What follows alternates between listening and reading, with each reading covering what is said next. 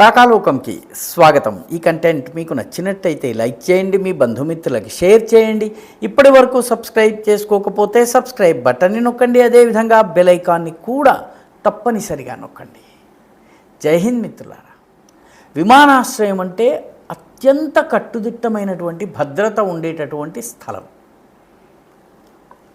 నిరంతరము ప్రయాణికుల రద్దీతో ఉండేటటువంటి చోటు, విఐపీలు వివిఐపీలు వచ్చి వెళ్ళేటటువంటి, దేశ విదేశాలకు చెందినటువంటి విమానాలు వచ్చి వెళ్ళేటటువంటి చోటు కాబట్టి చాలా దృఢమైనటువంటి భద్రతా వ్యవస్థ ఉంటుంది.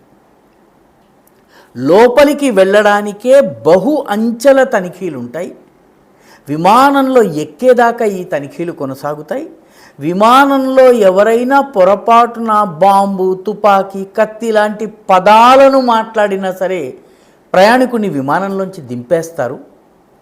రన్వేలో ఏదన్నా పక్షి వచ్చినా కూడాను, పక్షి ఆ చుట్టుపక్కల ప్రాంతంలో ఉన్నా కూడాను ఇది ప్రమాదమని భావించేటటువంటి నియమ నిబంధనలు ఉన్నాయి. విమానాశ్రయానికి చుట్టుపక్కల ఎత్తైనటువంటి భవనాలు ఉండడానికి వీల్లేదని చెప్పి చాలా కఠినతరమైనటువంటి నిబంధనలు ఉంటాయి. అలాంటి అత్యంత భద్రత కలిగినటువంటి విమానాశ్రయంలో కనీస భద్రతకి కూడా ప్రమాదం కలిగించేటటువంటి కట్టడం ఉందనుకోండి, ఏం చేయాలి? ఏవియేషన్ అధికారులు, విమానాశ్రయ విభాగ అధికారులు కానీ, మన యొక్క వైమానిక రంగ అధికారులు కానీ దాన్ని తక్షణము తొలగించాలి. ఆ కట్టడాన్ని తొలగించి ఆ భద్రతా లోపాన్ని సరిచేయాలి. ఎందుకంటే వేలాది మంది ప్రయాణికుల భద్రతతో ముడిపడ్డటువంటి విషయము.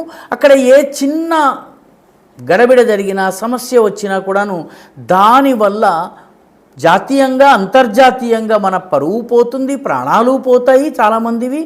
భద్రతా వైఫల్యం కూడాను ఇది ప్రపంచమంతా ఒక చర్చనీయాంశం అవుతుంది.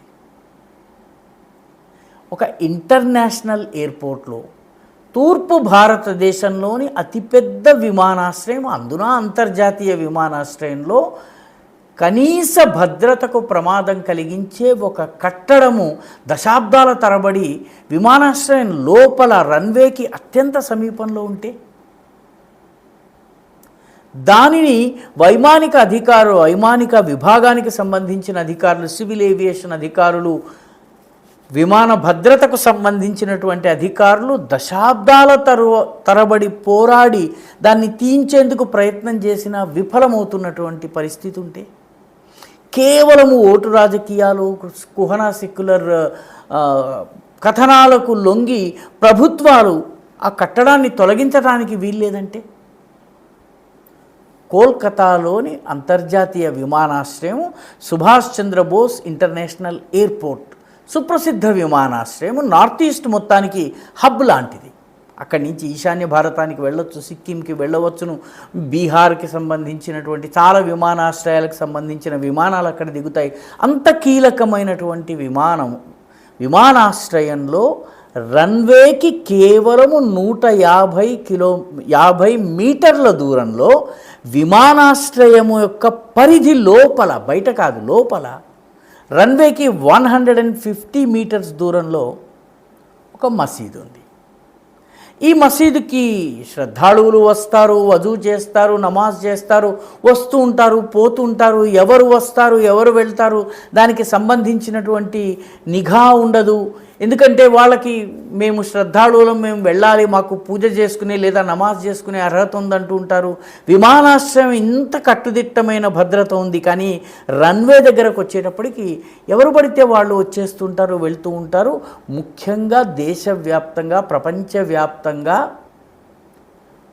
మతపరమైనటువంటి ఉగ్రవాదం పెచ్చరిల్లుతున్నటువంటి సమయంలో ఇది ఎలా కొనసాగుతుంది? కానీ తమాషా ఏంటంటే, కోల్కతా విమానాశ్రయంలో గత 136 సంవత్సరాలుగా అక్కడ మసీదు ఒకటి ఉంది. ఈ మసీదును తొలగించేందుకు ఎన్ని ప్రయత్నాలు చేసినా ఇప్పటి వరకు విఫలమవుతూ వచ్చింది. ఆ మసీద్ పేరు వాస్తవానికి బాంక్రా మసీద్. ఇది గౌరీపూర్ జామే మసీద్ అంటారు, కానీ ఎక్కువ మంది ప్రజలు దాన్ని బాంక్రా మసీద్ అనేటటువంటి పేరుతో పిలుస్తుంటారు. ఈ బాంక్రా మసీదు, దానికి కొంచెం దూరంలో ఒక చిన్న దేవాలయం. దేవాలయానికి భక్తులు వచ్చి వెళ్ళేటటువంటి పరిస్థితి లేదు. ఎందుకంటే కట్టుదిట్టమైన నియమాలన్నీ హిందువులకే అప్లై అవుతాయి కాబట్టి హిందూ భక్తులు ఎవరు రారు, అక్కడ పూజలు ఉండవు, పునస్కారాలు జరగవు, పురోహితుడు కూడా రాడు, గుడి అలా పడుంది. కానీ మసీదులోకి మాత్రం అందరూ వస్తూ ఉంటారు. ఇది విమానాశ్రయం లోపల దాని యొక్క రన్వే దగ్గర, నిజానికి ఎయిర్పోర్ట్ బౌండరీ లోపల 150 metres within the boundary of the airport. అదేవిధంగా సెకండరీ రన్వే ఏదైతే ఉందో దాని యొక్క ఉత్తర దిశగా 165 మీటర్ల దూరంలో ఇది ఉంది. దీనిలోకి మనుషుల రాకపోకలు అవుతాయి. రన్వేకి ఎంత దగ్గరగా బయట వాళ్ళు వస్తున్నారు. ఇది కేవలం భారతదేశంలోనే జరుగుతుందేమో. ఇది స్వాతంత్రం రావడానికి ముందు నుంచి బ్రిటిష్ వాళ్ళు మతోన్మాదాన్ని రెచ్చగొట్టే ప్రయత్నాల్లో భాగంగా పాకిస్తాన్ ఏర్పాటును ప్రోత్సహించే, మతోన్మాదాన్ని, ముస్లిం లీగ్ని ప్రోత్సహించే ప్రయత్నాల్లో భాగంగా ఈ మసీదును ఉండనిచ్చారు. ఇది అలా కొనసాగుతూ స్వతంత్రం వచ్చిన తర్వాత కూడా కుహనా సెక్యులరిజం పేరిట అది కొనసాగింది.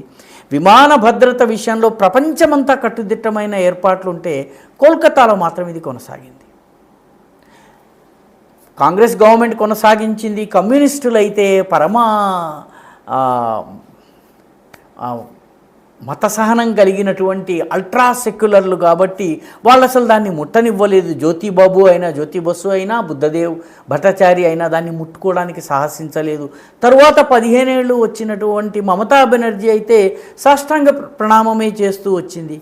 కాబట్టి అది కొనసాగింది. అయితే ఇప్పుడు శుభేందు అధికారి ప్రభుత్వం వచ్చిన తరువాత విమానాశ్రయం లోపల ఉన్నటువంటి ఆ మసీదుని దానికి పక్కనే కాదు సార్, కొంచెం దూరంలో ఉన్నటువంటి నిరుపయోగమైన మందిరాన్ని కూడా, ఈ రెండింటినీ అక్కడి నుంచి తొలగించాలని నిర్ణయం తీసుకున్నారు. మే 20వ తారీఖున, అంటే మే 4న ఎన్నికలు జరిగినాయి. మే 2వ వారంలో ప్రభుత్వం ఏర్పడింది.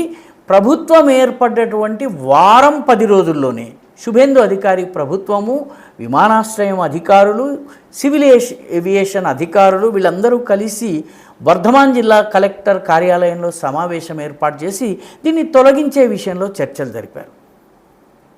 స్థానికంగా ఉన్నటువంటి ముస్లిం నాయకులందరూ కూడా ఈ మసీదుని స్థానాంతరణ చేయడంలో మాకు ఎలాంటి అభ్యంతరం లేదు, తీసేయొచ్చని చెప్పారు. అదేవిధంగా మందిరాన్ని కూడా నిరుపయోగంగా ఉంది. ఇదే మందిరాన్ని వేరే చోటకి స్థానాంతరణ చేస్తే భక్తులు రావడానికి వీలుంటుంది, పూజలు అభిషేకాలు జరిగేందుకు వీలుంటుంది. కాబట్టి దీన్ని కూడా తొలగించడానికి హిందూ పక్షాలు కూడాను, హిందూ సంస్థలు కూడాను సిద్ధమయ్యాయి. అయితే తృణమూల్ కాంగ్రెస్లో పనిచేసినటువంటి మాజీ నాయకుడు ఒక ఆయన ఉన్నాడు, తృణమూల్ నాయకుడు ఉన్నాడు, మాజీ ఎమ్మెల్యే, మంత్రి కూడాను. ఆయన పేరు సిద్దిఖుల్లా చౌదరి. ఈయన జమియత్ ఉలేమాయ్ హింద్ వెస్ట్ బెంగాల్ అధ్యక్షుడు. అంతేకాకుండా ఈ మసీద్ కమిటీకి అధ్యక్షుడు. ఈయన మోకాలు అడ్డు పెట్టే ప్రయత్నం చేశారు. ఇది 136 సంవత్సరాలు, ఇది వారసత్వ కట్టడము, ఇది ఉండి తీరాల్సిందే, భక్తులు రావాల్సిందే, నమాజులు చేయాల్సిందే అని చెప్పి అడ్డుకోవడానికి ప్రయత్నిస్తే స్థానిక ముస్లిములు లేదు దీన్ని తీసుకువెళ్ళిపోవడంలోనే మనందరికీ క్షేమం ఉందని సిద్దిఖుల్లా చౌదరి మాటని పక్కన పెట్టి తీసేయడానికి సిద్ధమయ్యారు. దీంతో ఈ 136 సంవత్సరాలుగా పరిష్కారం కాకుండా భద్రతకి సవాలుగా పరిణమించిన ఈ 2 కట్టడాల్ని అక్కడి నుంచి తొలగించే విషయంలో సూత్రప్రాయంగా అంగీకారం కుదిరింది. వీటిని బయటకి, పైగా మసీదుకి చాలా దగ్గరలో ఒక పెద్ద చెరువు ఉంది.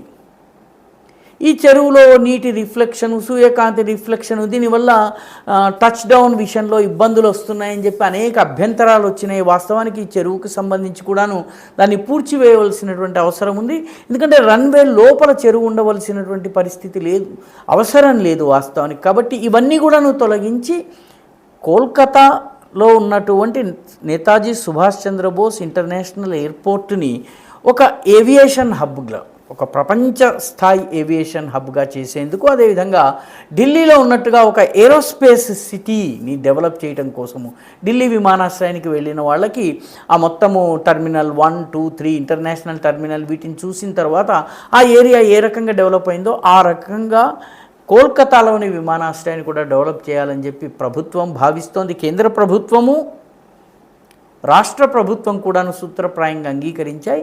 136 సంవత్సరాలు 1890 నుంచి ఉన్నటువంటి ఈ కట్టడాలు రెండింటిని కూడా తొలగించేటటువంటి ఏర్పాటు జరుగుతాయి. ఒక రకంగా కలకత్తాకి సంబంధించినంత వరకు విమానాశ్రయ భద్రత విషయంలో చాలా కీలకమైనటువంటి ముందడుగు ఇది. అనేక దశాబ్దాలుగా అభ్యంతరాలు ఎన్ని వచ్చినా కూడాను కుహనా సెక్యులరిస్టు శక్తులు ఈ మసీదును కొనసాగించే ఇప్పుడు దానిని తీసేటటువంటి ఏర్పాటు డబుల్ ఇంజన్ కేంద్రంలోనూ అదేవిధంగా రాష్ట్రంలోనూ ఒకే రకంగా ఆలోచించేటటువంటి దృఢమైన జాతీయవాద ప్రభుత్వాలు ఉన్న కారణంగా ఇది సాధ్యమవుతోంది.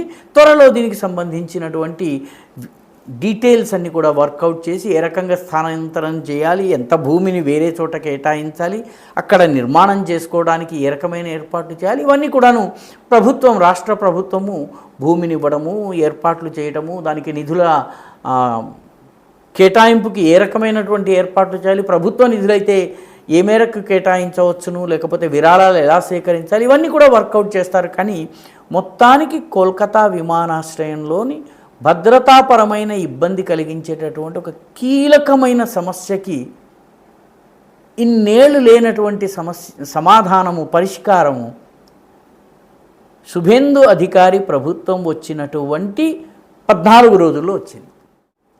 ఈ వీడియో మీకు నచ్చినట్టయితే లైక్ చేయండి, షేర్ చేయండి, ఈ ఛానల్కు సబ్స్క్రైబ్ చేయండి, మీ అభిప్రాయాన్ని కమెంట్ల రూపంలో తప్పనిసరిగా పంపించండి.